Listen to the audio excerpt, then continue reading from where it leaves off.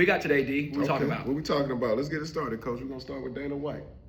Ooh, Dana White. So we're going to come right into boxing. Right into boxing. All right, Dana White. Dana White's a big UFC guy with Yep. MMA, built a big deal.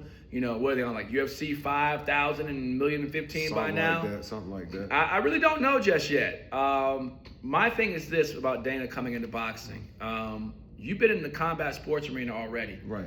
You obviously had an opportunity to come into boxing when you first got into combat sports, but you chose to go a different route for particular reasons, and you built a phenomenal brand with it. So why kind of come back over to what you thought was a little bit below you in the first place? You know, what is it that's going on with your current business that you now want to kind of get your hands over here in boxing? And how are you going to go about trying to do it? You think this is a bigger thing with Dana, bigger play? What was it expanding? Well, no question, Okay. no question. Because Smart if you, man. hey, very smart. But in the day, if you got a brand and a product that's flourishing, you know, if you doing good at Chick-fil-A selling chicken, why you want to start selling burgers? You know, that would cause a little concern, or it would cause some questions to me. So Dana's a smart guy, a shrewd business guy. He's built a phenomenal thing with the UFC. I mean, look how long it's been running. You know, can he bring some of that talent and ability to boxing?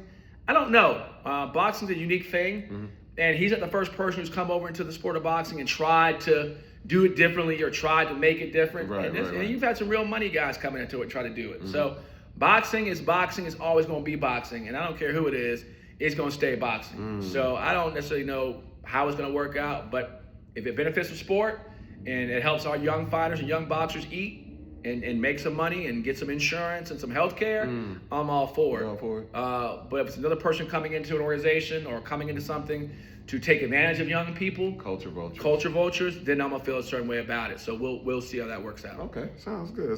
I was waiting to get your perspective on that, Coach. Yeah. Always, Dana White's a very intriguing figure. I always want to know like what he's doing next, and for him to be getting into boxing or thinking about getting into boxing, that's a big deal. No question. You know, no question. But again, TV right now, you know, boxing goes as TV goes. And if you look at like Top Rank no longer being on ESPN and all the boxing going to streaming sites, you know, hopefully Dana's a smart guy. Maybe him and the Sheik are working on his excellency is working on something behind the scenes with like Netflix or Prime or something like that. Right. And if you can put that on those paid sites, you know, where I ain't got to go get another app or subscribe to another app or another $99, then you're going to have something. Yeah. But that's going to be the thing.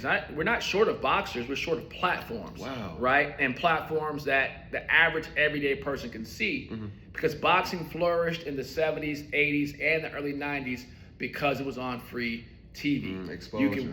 There you got it. You can watch some of these young guys kind of grow up, right, for free before you started kind of having to pay for them. Now, hell, you got a pay-per-view on a prospect. A 0-0 guy is going to cost you $59. Nobody paying for that. People are still paying for it. They're not paying for it a whole lot. So if he can put those kind of cats on Netflix or Prime or Hulu, yeah, that could be big. Okay.